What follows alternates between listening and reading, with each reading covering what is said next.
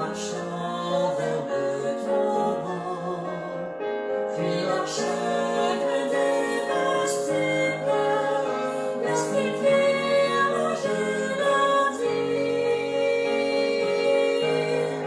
ressuscité.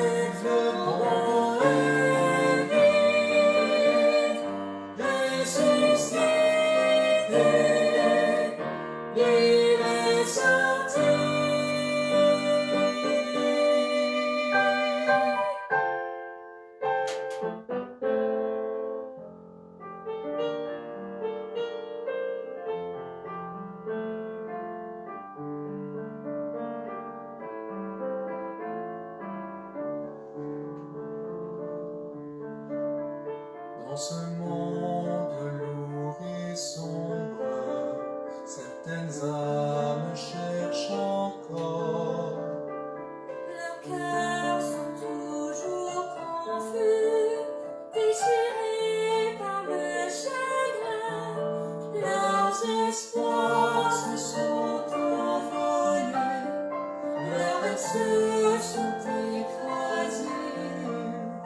Ils n'ont pas rencontré le grand roi, et Satan les a trompés. Tant de questions Baisse leur cœur et chercher la vérité. Vas-tu les guider vers le tombeau? Leur diras-tu la nouvelle? Ressuscité, il n'est pas mort. Ressuscité, Comme il l'a dit, la mort est vainquue, le tombeau est vide. Ressuscité, il est sorti.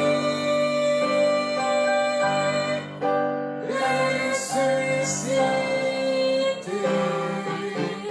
il n'est pas mort, ressuscité, comme il l'a dit, la mort est vaincue, le tombeau est vide,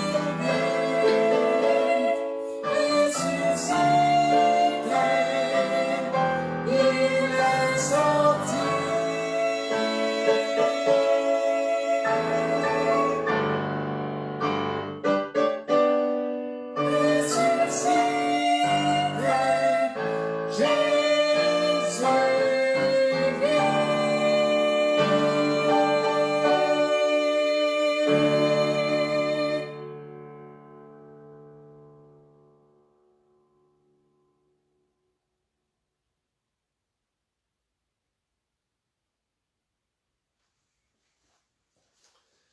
Amen. Bonjour à tous. Bien que d'après notre décor ce matin, si vous regardez un petit peu, il y a pas mal de ténèbres dans le monde qui nous entoure. En fait, même dans le ministère du Seigneur Jésus, il a dit que les puissances des ténèbres régnaient à son époque.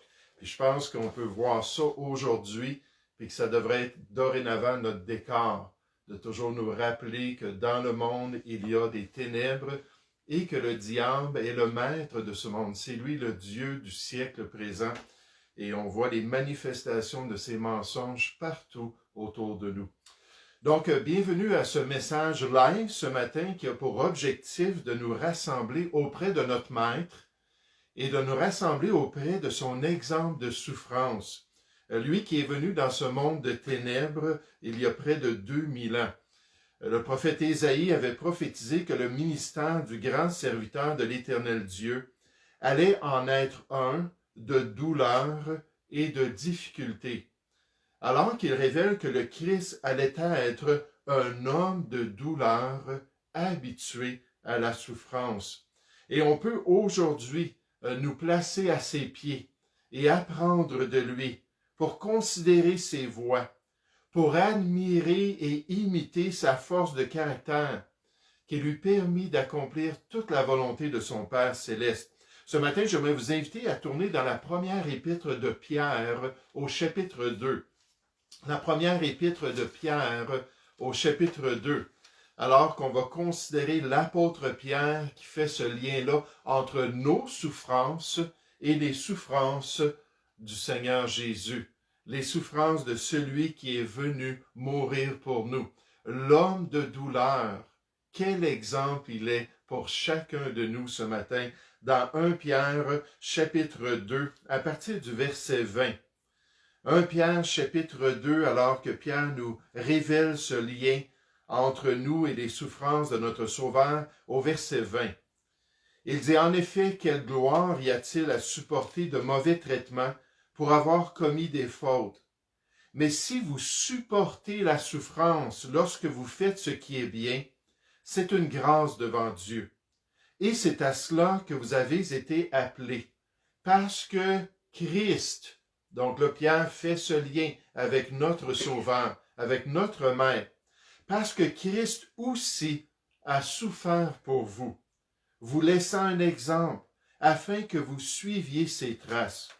Lui qui n'a point commis de péché, et dans la bouche duquel il ne s'est point trouvé de fraude, lui qui injuriait, ne rendait point d'injures, maltraité, ne faisait point de menaces, mais s'en remettait à celui qui juge justement. Lui qui a porté lui-même nos péchés en son corps sur le bois, afin que, morts au péché, nous vivions pour la justice. Lui par les meurtrissures duquel vous avez été guéris, car vous étiez des brebis errantes. Mais maintenant, vous êtes retournés vers le berger et le gardien de vos âmes. Dieu veut qu'on imite son Fils bien-aimé dans nos souffrances. Notre Père céleste désire que nous suivions ses traces pour accomplir son plan, même dans nos difficultés. Il cherche à nous transformer en cette image parfaite dans nos tribulations et nos douleurs, au point que Jacques affirme que nos épreuves devraient être considérées comme un sujet de joie complète. Un sujet de joie complète. Lorsqu'on souffre en tant que chrétien, lorsqu'on est en train de vivre des tribulations, peut-être même des persécutions, et dit on devrait être joyeux, mais pourquoi? Pourquoi est-ce que l'enfant de Dieu devrait voir cela comme un sujet de joie complète? Jacques nous dit parce que cette transformation par la souffrance nous permet de devenir parfaits et accomplis sans faillir en rien. Cette sanctification, cette transformation, cette œuvre que notre Père céleste accomplit à travers la souffrance nous permet de devenir de plus en plus comme Jésus, de revêtir de plus en plus son image.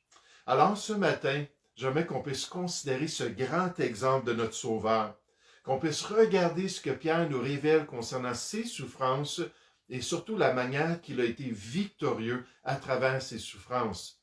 Et nécessairement ce lien auquel on va revenir, que nous aussi, nous pouvons avoir cette grâce qui a accompagné le Seigneur Jésus. Donc Pierre nous révèle premièrement dans ce texte que Jésus fut entièrement pur durant ses épreuves.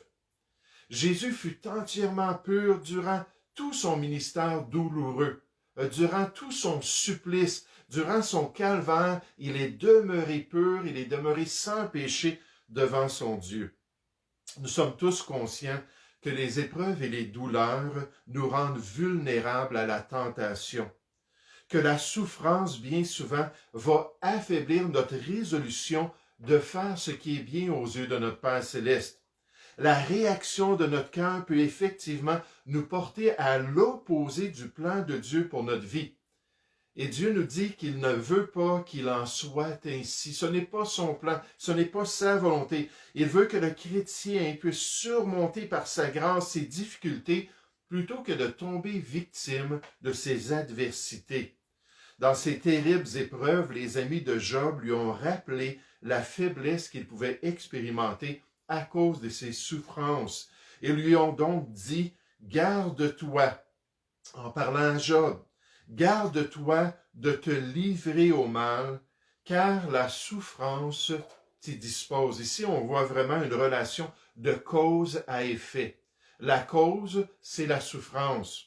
Puis il présente la souffrance comme étant la cause qui peut se manifester par le mal dans la vie de Job. Donc, il nous dit cet effet-là de se livrer au mal. Et c'est pour ça que ses amis lui ont dit, « Garde-toi de te livrer au mal, car la souffrance t'y dispose. » Quand notre vie chrétienne est pénible, quand c'est difficile de vivre notre quotidien, quand on sent des fardeaux, puis des pressions, puis de l'adversité, peut-être même de la persécution, c'est certain qu'on est vulnérable, c'est certain qu'on est en danger. On devient une brebis fragile, puis le lion rugissant qui rôde, cherchant qui il va dévorer, cherche de telles brebis pour les amener à faire ce qui est mal, pour les amener à se détourner de leur Père céleste. Mais gloire à Dieu, pour le Seigneur Jésus, son exemple en est un de victoire et de pureté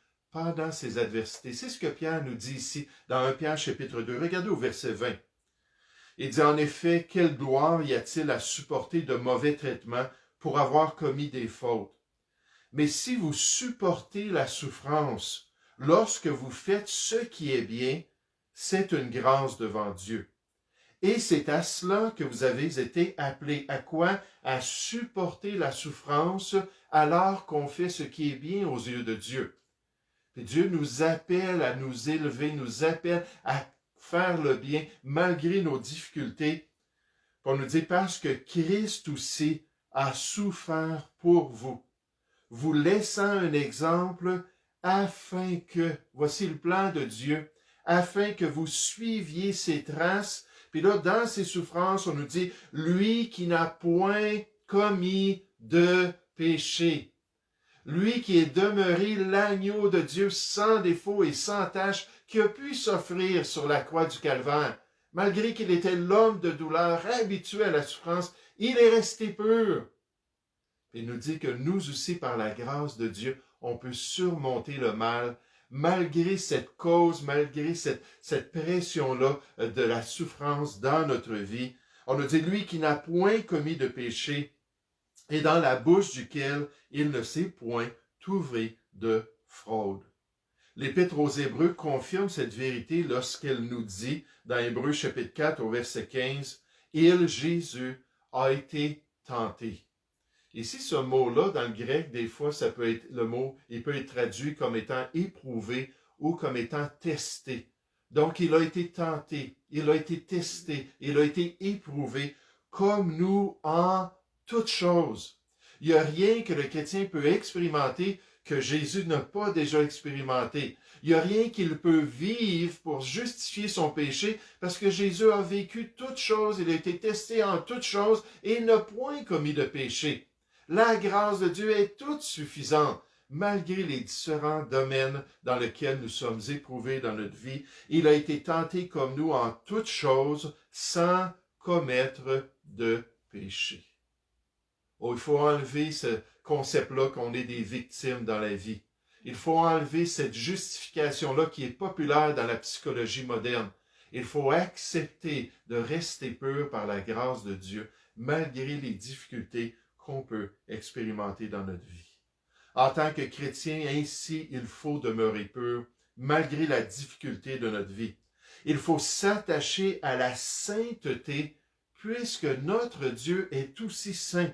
Il faut suivre l'exemple de notre Maître dans ces derniers temps pour être prêt à le recevoir un jour dans ce même esprit de pureté qui nous accompagnera dans son royaume céleste. C'est ce que l'apôtre Jean nous a dit concernant la venue du Seigneur Jésus. Il nous a dit « Quiconque en tant que chrétien a cette espérance en lui, la bienheureuse espérance que Jésus s'en vient. Quiconque a cette espérance en lui se purifie comme lui-même est pur. Parce que notre Maître est pur et il s'en vient nous chercher. La trompette un jour va sonner, on va pouvoir quitter ce monde et s'en aller dans la gloire. Et plus qu'il y a des ténèbres ici-bas sur cette terre, plus qu'il y a des difficultés, des souffrances, peut-être des persécutions, plus que Dieu nous offre sa grâce pour revêtir l'image de Jésus-Christ, pour être comme lui. Le docteur John MacArthur fait remarquer concernant le sujet de la pureté, il dit une personne qui n'est pas purifiée de son péché en parlant de sa marche chrétienne, qui ne laisse pas le sang de Christ, 1 Jean 1,7, alors qu'on marche dans la lumière, qui ne nous laisse pas être purifiés, puis être victorieux, puis à marcher dans la sainteté, ne peut affirmer qu'elle a été sauvée. Ne peut pas affirmer qu'il a vraiment expérimenté le salut en Jésus-Christ s'il n'a pas cette grâce-là pour accomplir la volonté de Dieu, même dans la difficulté. Pourquoi? Parce que notre salut nous délivre de la pénalité du péché, nous délivre de la puissance du péché, puis un jour même de la présence du péché. Ça, c'est merveilleux. On n'aura plus de nature pécheresse, on n'aura plus le vieil homme qui va nous accompagner, mais en ce moment, sur cette terre, on a la grâce, malgré que le vieil homme est toujours là, malgré que notre tendance pécheresse, notre convoitise innée, quand on est tenté, la Bible nous dit de ne pas accuser Dieu, parce que c'est notre propre convoitise qui vient nous tenter, notre propre nature, notre cœur corrompu, qui nous amène à faire ce qui est contraire à la volonté de Dieu. Mais pourtant, on a la grâce, on a la puissance pour pouvoir avoir la victoire sur le péché. Et c'est pour ça qu'on ne peut pas justifier lorsqu'on tombe. On ne peut pas justifier, c'était trop grand pour moi, c'était trop fort pour moi. Non, Dieu nous dit en Corinthiens 10,13 qu'il n'y aura jamais quoi que ce soit qu'il va permettre dans notre vie, qui va aller au-delà de la capacité qu'il nous donne de revêtir l'image de Jésus-Christ et d'être similaire à notre Sauveur. Oh, en tant que chrétien, il faut résister, même jusqu'au sang. Hébreux chapitre 12 nous dit, il faut résister pour accomplir la volonté de Dieu et pour lui être agréable dans une vie de pureté et de sainteté. Et nécessairement, Jésus est tout un exemple pour nous.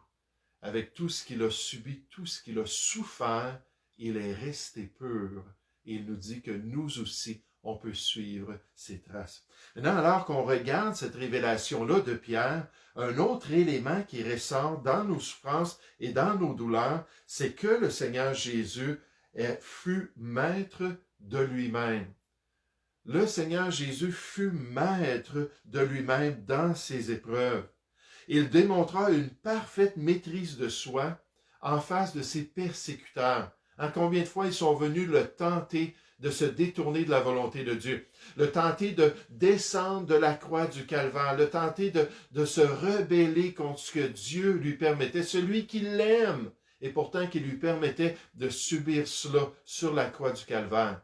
Mais Jésus a eu une parfaite maîtrise de soi. Il a gardé son sang-froid en face des pires injustices et des pires traitements venant de l'être humain, sa créature. Il sut se contenir dans les plus grandes souffrances de son existence.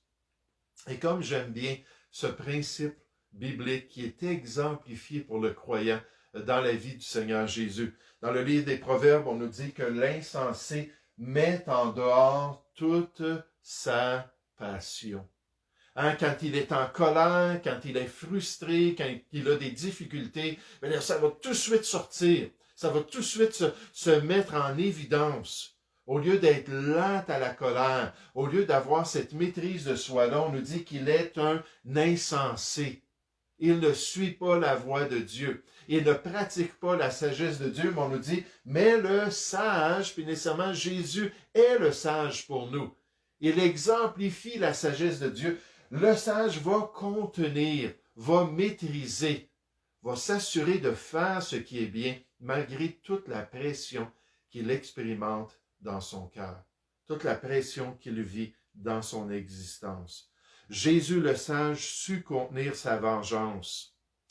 Il sut contenir sa colère et son indignation contre la méchanceté des hommes. Quel exemple il est pour nous en face des injustices présentes et à venir. Nécessairement, il y en a et il y en aura de plus en plus d'injustices. Comme la parole de Dieu nous dit en tant que chrétiens, ne vous vengez point vous-même, bien-aimés, mais laissez agir la colère, puis c'est sous-entendu la colère de Dieu lui-même. Car il est écrit, à moi la vengeance, à moi la rétribution, dit le Seigneur. Les personnes qui nous insultent, les personnes qui se moquent de notre foi, les personnes qui se détournent de notre amitié, de notre personne à cause des positions qu'on prend, les personnes peut-être qui vont se lever comme des bourreaux dans notre vie et qui vont nous persécuter même physiquement. 1 Pierre 4 au verset 1 nous dit que comme Christ a souffert dans la chair physiquement, qu'il faut aussi s'armer de cette pensée. Donc même ces bourreaux-là un jour qui vont nous persécuter, il faut être capable de garder notre maîtrise de soi pour être un bon témoignage envers ces gens-là. Je me souviens d'une dame qui avait été persécutée, ça me revient à l'esprit, d'avoir lu son témoignage alors qu'on l'a mis dans une arène, puis alors qu'elle a été battue puis humiliée devant la foule romaine dans les premiers siècles, dans l'ère héroïque de l'Église, avec les grandes persécutions, il y en a eu 10 à peu près à cette époque-là. Puis elle était juste à côté d'un des soldats romains. Puis alors que le soldat lui parlait, puis lui disait « Pourquoi est-ce que tu renonces pas à ta foi? Pourquoi est-ce que tu ne retournes pas à ta famille? » Elle venait d'une famille bourgeoise, elle venait d'une famille qui était très confortable, puis elle avait tout un héritage devant elle, puis tous les biens de ce monde. Puis elle lui a dit « Non, je ne pourrais jamais », avec un sourire. Elle était toute battue, là. Elle avait tout été abusée. Elle dit « Je ne pourrais jamais me détourner de mon Sauveur. » Ça l'a travaillé dans le cœur de cet homme-là, alors qu'il l'a amené dans le milieu de l'arène, qu'ils ont mis un filet sur elle, qu'ils ont attaché le filet avec des pieux dans le sol et qu'ils ont laissé sortir un taureau affamé, un taureau irrité. Puis là, la seule chose que le taureau voyait, c'était cette pauvre dame-là, cette chrétienne-là. Et finalement, le taureau est venu, puis il l'a tellement frappée qu'elle est décédée. Mais cette dame-là avait toute une maîtrise de soi envers un soldat qui représentait l'empire impie qui avait condamné des milliers de chrétiens à leur supplice. Et envers cet homme-là qui probablement, le sang des martyrs dans cette période de temps-là, a été la semence de l'Église de Jésus-Christ et qui probablement a vu cela et s'est tourné vers la grâce de Dieu pour être sauvé. Mais regardez l'exemple de Christ dans notre passage. On va juste reculer pour nous mettre un peu dans le contexte des injustices des chrétiens et revenir à cet exemple puissant-là de Jésus-Christ au verset 18. On nous dit « Serviteurs, soyez soumis en toute crainte à vos maîtres, en tout respect de cœur envers Dieu, parce que Jésus-Christ est au-delà de notre maître. Lorsqu'on sert notre maître dans Colossiens 3, ça nous dit « On sert Christ ». C'est lui qui est au-delà de l'autorité. Mais soyez soumis en toute crainte à vos maîtres, non seulement à ceux qui sont bons et doux, mais aussi à ceux qui sont d'un caractère difficile. Car c'est une grâce, encore une fois, de supporter des afflictions par motif de conscience, parce qu'on sait que les autorités viennent de Dieu et qu'on veut plaire à Dieu dans notre soumission. Mais c'est une grâce de supporter des afflictions par motif de conscience envers Dieu quand on souffre injustement. Ces autorités-là ne sont pas justes dans ce qu'elles font. On est prêt à souffrir injustement. En effet, quelle gloire y a-t-il à supporter de mauvais traitements pour avoir commis des fautes? Mais si vous supportez la souffrance lorsque vous faites ce qui est bien, c'est une grâce devant Dieu. Et c'est à cela que vous avez été appelés, parce que Christ aussi a souffert pour vous, vous laissant un exemple afin que vous suiviez ses traces. Remarquez au verset 23. On nous dit, lui qui injuriait. Et n'oubliez pas, là, on parle du roi des rois, du Seigneur des seigneurs, du Créateur de toutes choses. Et lui, il a accepté d'être injurié. Lui qui injuriait ne rendait point d'injure. Maltraité ne faisait point de menaces. Il savait que ce n'était pas son rôle. Ça allait devenir son rôle un jour lorsqu'il allait revenir comme le lion de la tribu de Juda. Mais à ce moment-là, il était l'agneau de Dieu qui ôte le péché du monde. Donc, il savait exactement ce qu'il devait faire et il se maîtrisait. Ça devait être très douloureux à l'intérieur de lui. Les soufflets qu'on lui a donnés, les crachats au visage, la couronne d'épines que les serviteurs de Pilate ont mis sur sa tête, puis tout se faire flageller, puis crucifier, puis toutes les douleurs qu'il a expérimentées, maltraité, il ne faisait point de menaces. Au contraire, qu'est-ce qui est sorti de sa bouche? Père, pardonne-leur, car ils ne savent ce qu'ils font. Que je puisse prendre leur péché, que je puisse devenir leur sauveur pour leur salut. Mais on nous dit, il s'en remettait à celui qui juge justement. Et plus tard, Dieu a dit, OK, maintenant je te remets tout jugement entre tes mains. Maintenant, c'est ton rôle d'être le juge des vivants et des morts. Dieu s'attend à de la maîtrise de soi de la part de chaque croyant. Il nous appelle à dépendre tous de sa grâce et de sa puissance pour atteindre cet objectif, même dans la souffrance. Il nous promet de toujours pourvoir pour tous nos besoins, sans nous délaisser, sans nous abandonner dans les pires moments de notre existence que lui-même permet dans notre vie. Comme ce témoignage d'un père de famille. Ils avaient eu 3 enfants, puis les 2 premiers enfants sont morts d'une maladie incurable.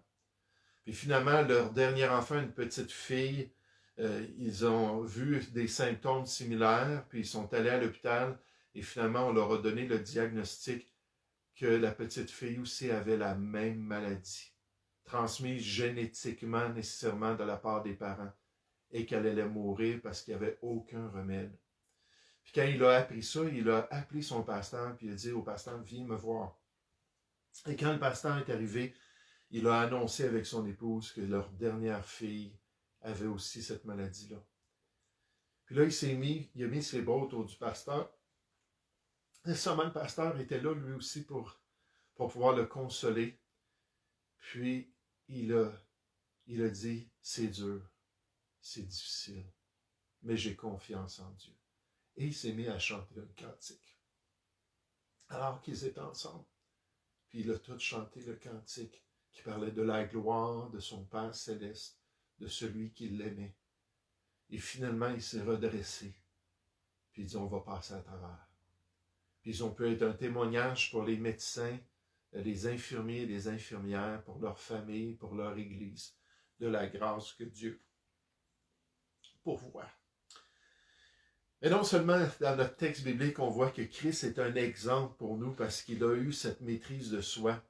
Il est le grand modèle à imiter, mais il nous a aussi envoyé son esprit pour qu'on ne soit pas orphelin dans nos souffrances, qu'on ne soit pas seul dans nos difficultés. L'esprit de Christ qui habite en nous et qui est là pour pourvoir la force. C'est un esprit de force, d'amour et de grâce. Il est là pour nous donner la victoire. Puis la parole confirme dans Galates chapitre 5, le fruit de l'esprit. L'esprit de qui? C'est l'esprit de Christ, la Bible nous dit. L'esprit de Dieu, l'esprit qui veut nous transformer dans cette image. Le fruit de l'esprit, c'est l'amour, la joie, la paix. Quel soutien dans nos difficultés, dans nos pressions personnelles, dans nos épreuves. La patience, la bonté, la bienveillance, la foi, la douceur, la maîtrise de soi. Cette capacité-là de nous contrôler, cette capacité-là de faire ce qui est bien, même quand c'est difficile. Ayons donc la maîtrise de soi en face de nos persécuteurs. Cherchons à conserver notre sang-froid même lorsque les événements deviennent tendus et intenses dans notre vie. Dépendons de cet esprit qui peut nous remplir de la puissance de Dieu pour être victorieux sur notre vengeance personnelle. On voit l'exemple de Jésus-Christ, Père, pardonne-leur, mais souvenez-vous d'Étienne aussi. Il y avait une caractéristique frappante, c'est qu'Étienne était rempli de foi, la Bible nous dit dans sa marche chrétienne, et il était rempli de l'esprit, cet esprit de maîtrise de soi. Puis alors qu'on le lapidait, au lieu de crier à la vengeance, au lieu de demander à Dieu de faire descendre du ciel du feu pour venir consumer ces hérétiques, au lieu, il a dit, Seigneur, ne mets pas sur leur compte ce qu'ils sont en train de me faire vivre. Pardonne-leur, Seigneur. Et c'est ce qu'il désirait. Et en tant que chrétien, ça prend de la maîtrise de soi. Alors qu'on regarde l'exemple de Christ, alors qu'on veut s'attacher à son modèle parfait qui nous guide dans notre marche chrétienne, il faut se rappeler que Jésus a accompli le plan de Dieu. Jésus a accompli le plan de Dieu malgré ses souffrances. Il ne s'est jamais détourné de sa mission malgré la pression. Il ne remit nullement en question le plan de son Père céleste en face de ses plus grandes douleurs, même de sa coupe amère, mais il a dit simplement que ta volonté soit faite. Que ta volonté soit faite. Se soumettant entièrement au plan de Dieu jusqu'à la fin, jusqu'à ce qu'il puisse dire « Tout est accompli, c'est fait, c'est payé. Le salut est maintenant disponible. Allez par tout le monde et prêchez la bonne nouvelle que Jésus a tout payé, que le rachat a été fait pour le pardon des péchés, pour recevoir la vie éternelle et cet héritage-là divin dans le royaume de Dieu pour toujours. » Regardez avec moi comment Pierre décrit l'accomplissement du plan de Dieu dans la vie de notre grand Sauveur au verset 23. Il dit, lui qui injurié ne rendait point d'injure, maltraité ne faisait point de menaces, mais s'en remettait à celui qui juge justement, lui qui a porté lui-même nos péchés en son corps sur le bois. C'est pour ça qu'il a dit dans Jean 10, 18, « Personne ne m'ôte ma vie, je la donne de moi-même. Je suis le bon berger, je donne ma vie pour mes brebis. » C'est pour ça qu'il est resté sur la croix du Calvaire. C'était pas les soldats romains autour de lui qui le gardaient sur la croix. C'était pas même les clous dans ses mains et dans ses pieds qui le retenaient là. C'était son choix personnel de demeurer sur la croix du Calvaire. Lui qui a porté lui-même nos péchés en son corps sur le bois, avant même la création, depuis toute l'éternité. Dieu avait déterminé qu'il allait devenir cet agneau qui allait prendre nos péchés, et c'est ce qu'il est venu accomplir, afin que, morts au péché en tant que chrétiens, nous vivions pour la justice. Lui par les meurtrissures duquel vous avez été guéris, car vous étiez des brebis errantes qui avaient besoin d'un bon berger, qui avaient besoin du salut de Dieu. Mais maintenant, vous êtes retournés vers le berger et le gardien de vos âmes. Jésus a accompli le plan de Dieu. Frères et sœurs, Dieu a préparé d'avance des œuvres pour chacun de ses enfants, pour chaque chrétien. Il nous a appelés à ses œuvres et il nous a donné l'équipement spirituel pour les accomplir. Notre grande tâche ici-bas sur la terre, c'est de poursuivre cet objectif-là, de tout accomplir le plan de Dieu sur la terre, de tout accomplir sa volonté. Et même quand les ténèbres s'épaississent, même quand ça devient de plus en plus difficile, Dieu nous dit, non, non, tu peux tout accomplir. Tu peux compléter, tu peux traverser la course, la ligne d'arrivée de ta course et me glorifier en le faisant. Et j'aimerais vous dire qu'un des personnages dans le monde chrétien qui a beaucoup souffert, c'est l'apôtre Paul, et c'était la passion même à la fin de sa vie, après toutes ses souffrances. Regardez avec moi dans Philippiens chapitre 3. Cherchez dans vos Bibles Philippiens chapitre 3. Cette passion-là, dans sa course chrétienne, de compléter cet appel-là de Dieu, de compléter ce désir-là du Seigneur et tout ce que le Seigneur avait pour lui sur cette terre, d'être vraiment concentré à achever notre course convenablement. Philippiens chapitre 3, verset 12, Paul nous dit, ce n'est pas que j'ai déjà remporté le prix, il était rendu vieux, il était emprisonné, il allait bientôt être exécuté, ou que j'ai déjà atteint la perfection, mais je cours pour tâcher de le saisir. C'est ma course chrétienne, puisque moi aussi j'ai été saisi par Jésus-Christ. Frère, je ne pense pas l'avoir saisi, mais je fais une chose, oubliant ce qui est en arrière et me portant vers ce qui est en avant. Donc, ce n'est pas juste les œuvres du passé qui sont importantes. Des fois, les chrétiens, on s'appuie trop sur notre service du passé, puis on n'aura pas une pleine récompense parce qu'on n'est pas prêt à accomplir tout ce que le Seigneur veut pour nous. Oubliant ce qui est en arrière et me portant vers ce qui est en avant, je cours vers le but. C'est quoi ton grand but, Paul? C'est quoi la grande passion de ton cœur? Pour remporter le prix de la vocation céleste de Dieu en Jésus-Christ. Ces œuvres-là qui vont être examinées au tribunal de Christ. Ce test-là du feu, 1 Corinthiens chapitre 3, qui va révéler ce qui a été vraiment bâti sur notre salut avec de l'or, de l'argent, des pierres précieuses, dans le plan de Dieu. Ces œuvres qui auront glorifié Dieu ici-bas sur la terre. Et Paul dit, je veux compléter ma course chrétienne convenablement. Je veux achever toute chose dans le plan de mon Père céleste. Je veux être victorieux dans mon service, puis nécessairement pour nous ce matin, comme le Seigneur Jésus l'a fait. Comme il a été prêt à rendre son esprit après avoir dit, c'est fait, c'est payé, tout est accompli. Oh, qu'est-ce qu'on apprend ce matin en face du grand exemple de souffrance de notre Maître? On apprend premièrement que le chrétien peut rester pur malgré ses souffrances.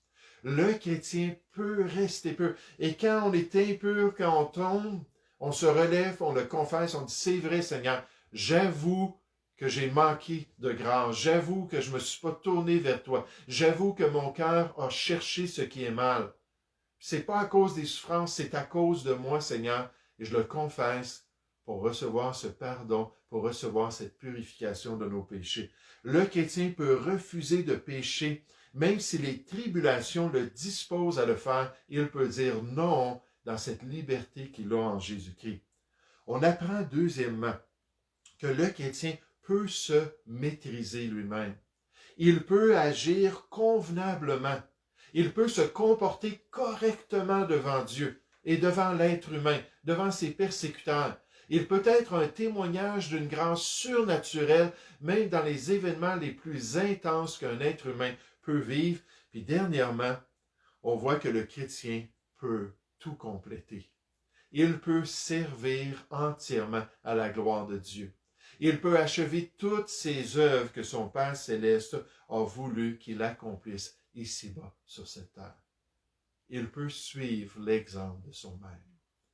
Puis j'espère alors que les ténèbres, effectivement, s'épaississent sur la terre, alors que le mensonge, alors que les autorités font des choses qui sont complètement contraires au bon sens puis à la volonté de Dieu, alors que l'être humain suit de plus en plus le Dieu de ce siècle, cette puissance-là du malin.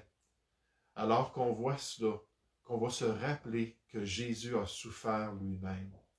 Le Maître et le Seigneur a subi ces choses-là et nous appelle à être prêts à les subir et à expérimenter son soutien et sa force pour pouvoir le glorifier en toutes choses. Oh, je vous souhaite une bonne semaine. Je prie vraiment que le Seigneur nous encourage dans ses voies, qu'il puisse nous donner sa sagesse et nous permettre d'accomplir toute sa volonté. Que le Seigneur vous bénisse abondamment.